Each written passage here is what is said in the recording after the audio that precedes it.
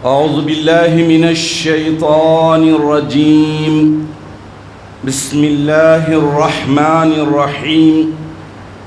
نحمد الله تبارك وتعالى ونصلي على رسوله الكريم والمهدي الموعود عليه الصلاة والتسليم وعلى آلهما وأصحابهما أجمعين. أما بعد، فقال الله سبحانه وتعالى في القرآن المجيد والفرقان الحميد. بسم الله الرحمن الرحيم. ما قدر الله حق قدره إن الله لقوي عزيز. صدق اللہ العظیم. سورۃ الحج آیت نمبر 74. تلاوت کردہ آیت شریفہ کے معنی یہ ہے کہ افسوس کہ انہوں نے اللہ تعالیٰ کی جیسی قدر و عظمت کرنی چاہیے نہیں کی. بلا شبہ اللہ تعالیٰ زبردست طاقتور اور غالب. عزیزان محترم، رمضان المبارک کا یہ مقدس مہینہ مومن بندوں کے لیے، جو حقیقی مومن ہیں، جو اپنے ایمان کے مطابق عبادتوں کے ساتھ زندگی گزارنے کی سعادت حاصل کرنے کی کوششیں کرتے ہیں، یہ ان کے لیے اللہ تعالیٰ کی طرف سے بہت بڑا تحفہ ہے. اور رمضان المبارک کا یہ مقدس مہینہ ایک مومن بندے کو اس قدر طاقتور بناتا ہے، اس قدر ٹریننگ دے کر عروج عطا کرتا ہے کہ وہ روحانی ترقی کرتے کرتے اللہ تعالیٰ کا قرب حاصل کرنے کی جستجو اور کوشش میں لگے رہ کر زندگی گزارنے کی سعادت حاصل کرتا ہے. ہر عبادت، چاہے وہ رمضان المبارک کی ہو یا رمضان المبارک کے علاوہ کی ہو، یہ ایمان کی زیادتی کا موجب اسی وقت ہوگی جب اس عبادت میں یا ان کی جانے والی عبادتوں میں محبت کوٹ کوٹ کر بھری ہو، اخلاص ہو، اور طلب اور تڑپ ایسی ہو کہ جس کی عبادت اور بندگی کر رہے ہیں وہ ہم سے راضی اور خوش ہو جائے. عزیزان محترم، اللہ تبارک و تعالیٰ کی کائنات بڑی وسیع ہے، بڑی عظیم ہے. اس میں اللہ تعالیٰ نے انعامات بھر دیے ہیں، احسانات بھر دیے ہیں، اور ساتھ ساتھ نصیحت حاصل کرنے کے ذریعے بھی بھر دیے ہیں. یہ اللہ تعالیٰ کی قدرت کا، عظمت کا، ربوبیت کا، وحدانیت کا ایسا شہکار ہے کہ اگر ایک انسان اللہ تعالیٰ کی سچی محبت کے جذبے کے ساتھ زندگی گزارے، نظر دوڑائے، تو اسے رتی رتی میں، ذرے ذرے میں اللہ تعالیٰ کی عظمت نظر آئے گی، اللہ تعالیٰ کی قدرت نظر آئے گی، اللہ تعالیٰ کو پہچاننے کے طرف وہ مائل ہوگا.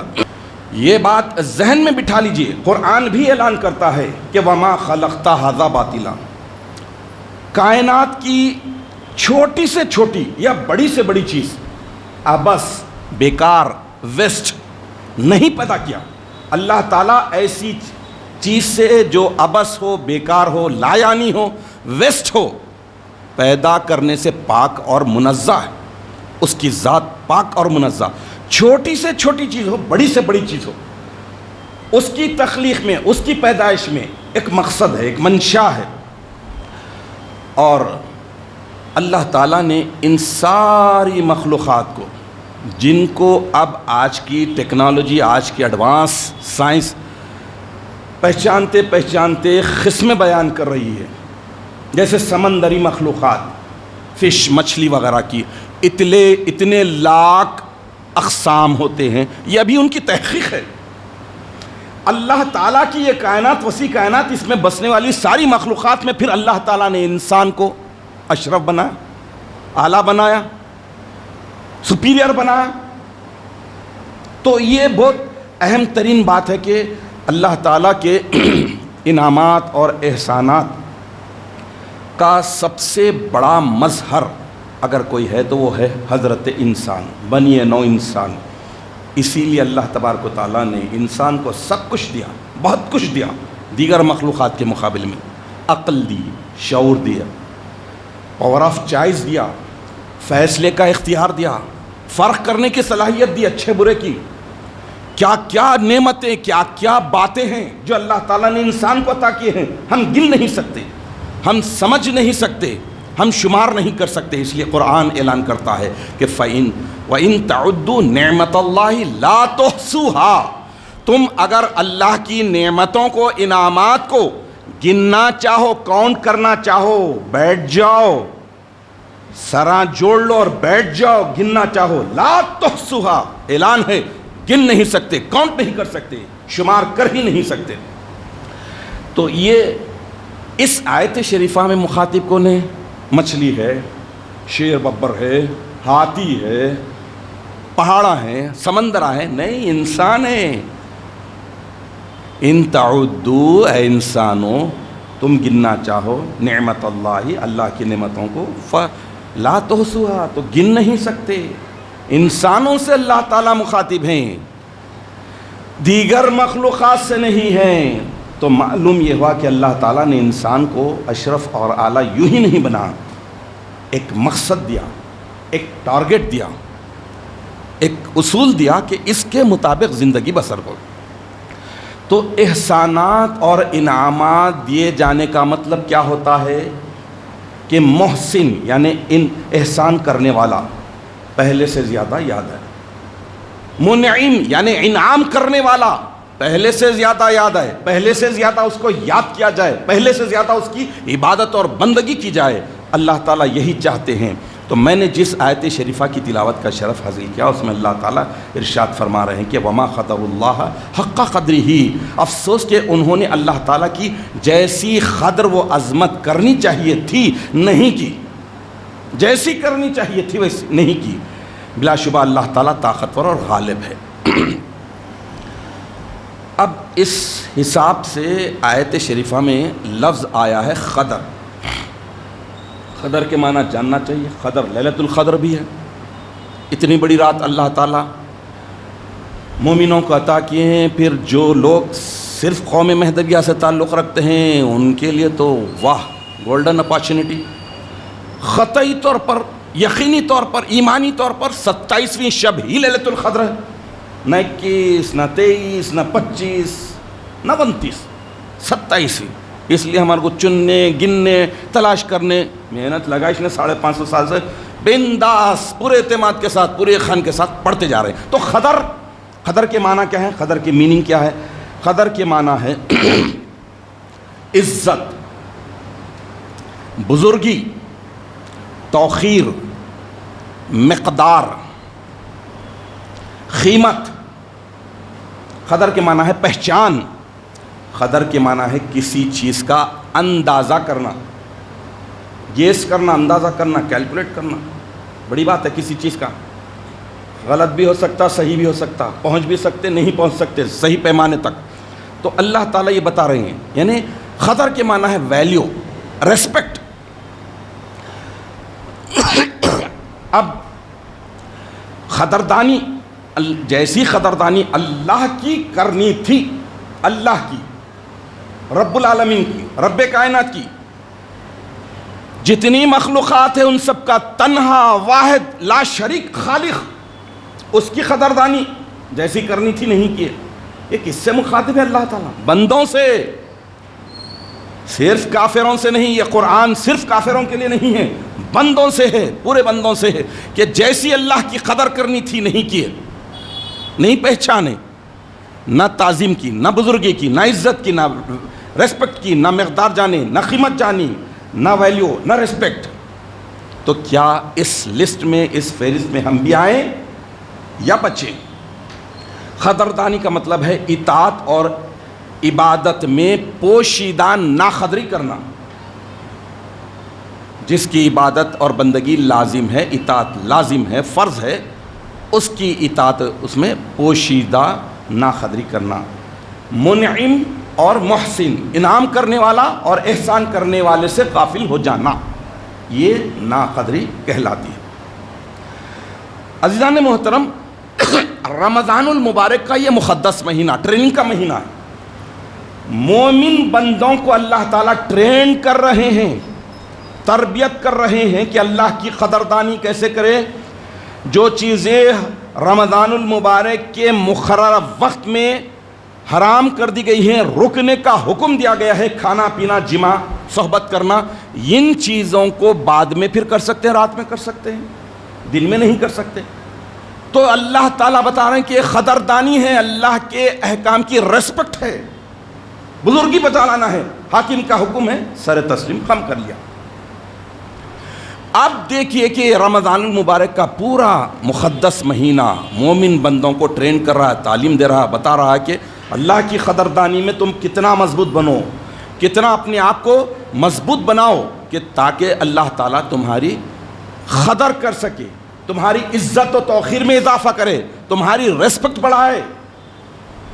اسی لیے آیا ہے کہ کوئی ذکر اللہ کرتا ہے تو اللہ ملائکہ کے سامنے عرش کرتے ہیں کہ دیکھو ایک مجلس بیٹھی ہے جو ذکر اللہ کر رہی ہے، دیکھو میرا کلام آپس میں بیٹھ کے ایک مجلس میں سنا رہے ہیں۔ اللہ تعالیٰ فرشتوں کو کر لیتے ہیں، رحمت کی چادر میں لپیٹ لیتے ہیں۔ ایسی بہت ساری باتیں ہیں، اللہ تعالیٰ خود ان کے درجوں کو بڑھا رہے ہیں، ریسپیکٹ دے رہے ہیں، ویلیو بتا رہے ہیں، قدر و قیمت بتا رہے ہیں۔ تو رمضان المبارک کا پورے کا پورا مقدس مہینہ یہ بتاتا ہے کہ ہمیں اللہ تعالیٰ کی قدردانی کرنے میں ہی ہدایت ہے، نجات ہے، کامیابی ہے۔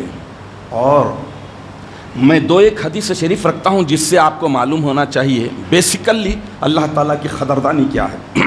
بخاری، صحیح بخاری، حدیث نمبر 2856، 2856، حضرت معاذ بن جبل رضی اللہ تعالیٰ عنہ سے مروی ہے۔ وہ فرماتے ہیں کہ حضور نبی اکرم صلی اللہ تعالیٰ علیہ وسلم جس خچر پر سوار تھے، میں اسی خچر کے پیچھے بیٹھا ہوا تھا، اس کا نام عفیر تھا۔ اللہ کے رسول صلی اللہ تعالیٰ علیہ وسلم ارشاد فرمائے کہ اے معاذ، کیا میں تمہیں معلوم کراؤں، کیا تمہیں بتاؤں کہ اللہ تعالیٰ کا حق اپنے بندوں پر کیا ہے اور بندوں کا حق اللہ تعالیٰ پر کیا ہے؟ تمہیں معلوم ہے؟ تو حضرت معاذ جبل رضی اللہ تعالیٰ عنہ عرض کیے کہ اللہ و رسولہ عالم، اللہ اور اس کا رسول ہی بہت بہتر جانتے ہیں۔ عاجز انکساری کا ایک اسٹائل ہے۔ پھر اس کے بعد اللہ کے رسول ارشاد فرمائیں کہ اللہ تعالیٰ کا حق اپنے بندوں پر یہ ہے کہ اسی کی عبادت کی جائے، بندگی اسی کی جائے، اور اس کے ساتھ کسی کو شریک نہ ٹھہرائے۔ یہ حق ہے۔ اور بندوں کا حق اللہ تعالیٰ پر یہ ہے کہ جو بندے اللہ کے ساتھ کسی کو شریک نہ ٹھہراتا ہو، جو بندہ اللہ کے ساتھ کسی کو پارٹنر نہ بناتا ہو، شریک نہ بناتا ہو، ایکول نہ کرتا ہو، تو اللہ تعالیٰ اسے عذاب نہ دے۔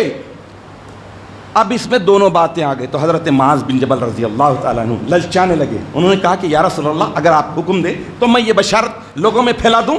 تو اللہ کے رسول صلی اللہ تعالیٰ علیہ وسلم ارشاد فرمائے کہ نہیں مت کرو، ورنہ لوگ خالی اعتماد کر بیٹھیں گے اور نیک اعمال سے غافل ہو جائیں گے۔ ایک اور حدیث شریف جامع ترمذی میں آئی ہے، حدیث نمبر 2516، 2516، حضرت عبداللہ ابن عباس رضی اللہ تعالیٰ عنہ بیان کرتے ہیں کہ میں ایک روز حضور اکرم صلی اللہ تعالیٰ علیہ وسلم کے پیچھے تھا، آپ نے مجھ سے فرمایا کہ اے لڑکے، میں تجھے چند باتوں کی تعلیم دیتا ہوں۔ اس کے بعد اللہ کے نبی ارشاد فرمائے کہ احفظ اللہ یحفظک، تو اللہ تعالیٰ کی حفاظت کر، اللہ تعالیٰ تیری حفاظت کرے گا۔ احفظ اللہ تجدہ تجاہک، تو اللہ کی حفاظت کر، ہمیشہ تو اللہ کو اپنے سامنے پائے گا۔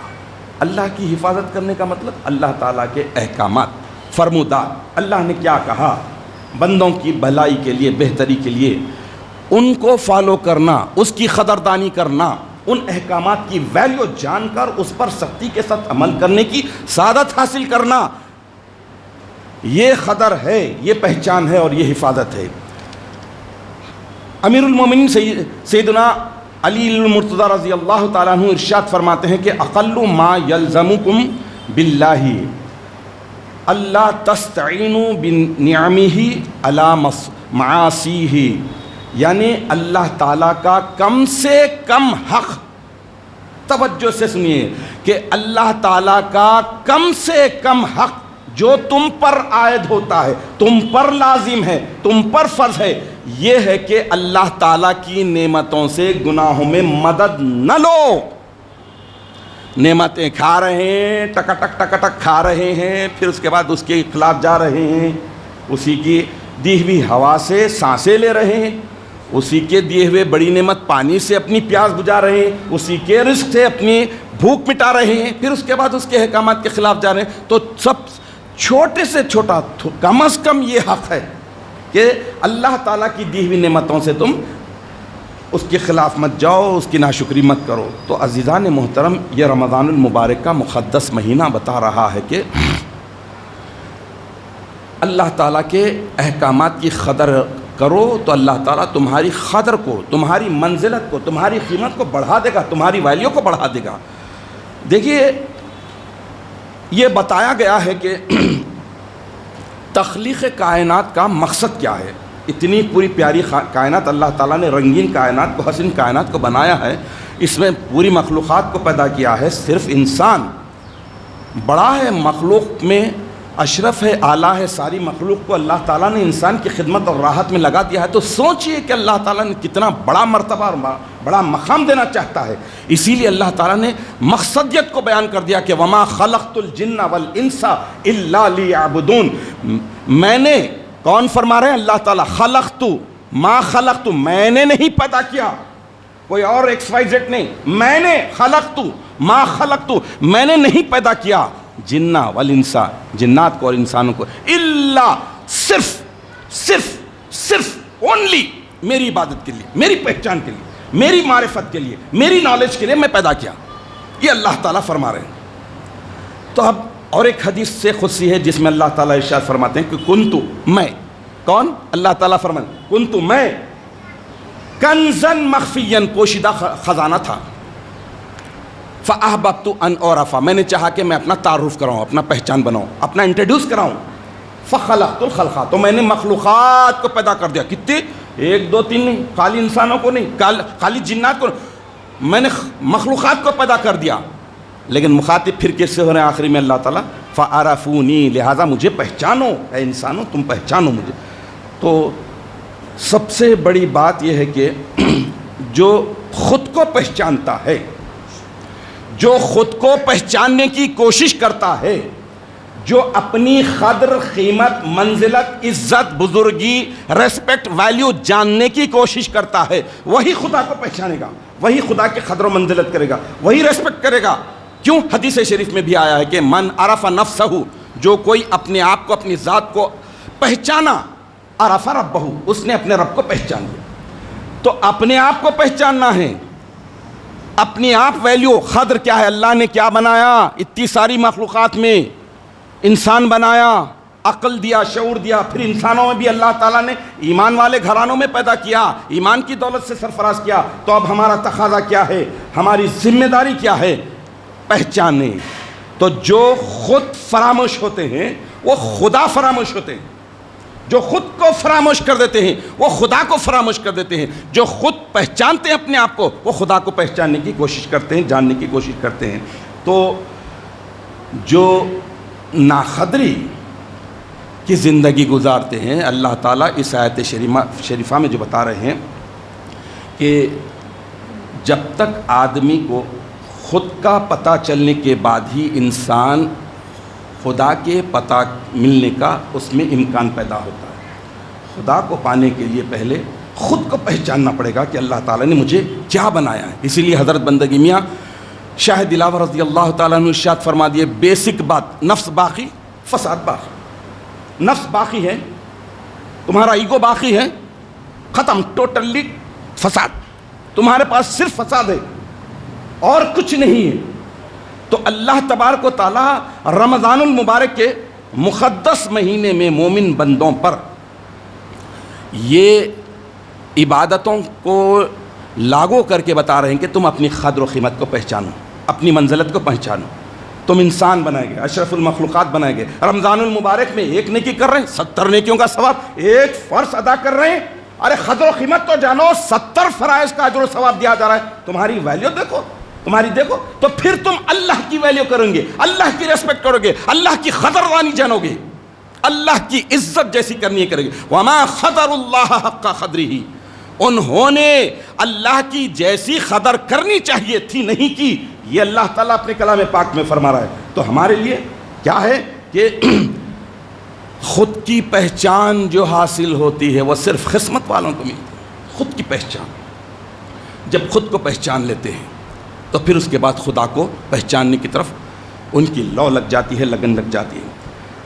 معرفت خودی یعنی اپنی خودی کو پہچاننا، یہ اللہ تعالیٰ کے قدردانی کرنے میں بہت بڑا رول ادا کرتی ہے۔ تو رمضان المبارک کے اس مقدس مہینے میں اللہ تعالیٰ نے ہمیں جو نعمتیں دی ہیں، جو انعامات دی ہیں زندگی میں، جن ہم نعمتوں سے، انعامات سے مستفید ہو رہے ہیں، تو ہمارے لیے ضروری ہے کہ ہم اللہ تعالیٰ کی قدردانی کریں، منعم کے نعمتوں کو گن گن کے، یاد کر کر کے کہ اللہ تعالیٰ ہمیں ایسی بڑی بڑی نعمتوں سے سرفراز کیا ہے، محسن کے انعامات کو یاد کر کر کے، گن گن کے اس کا شکر ادا کرے۔ تو شکر کے لیے کیا ہے؟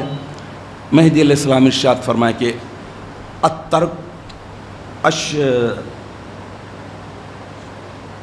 الشکر ترک الشرک، شکر گزاری کیا ہے؟ شکر گزاری کیا ہے؟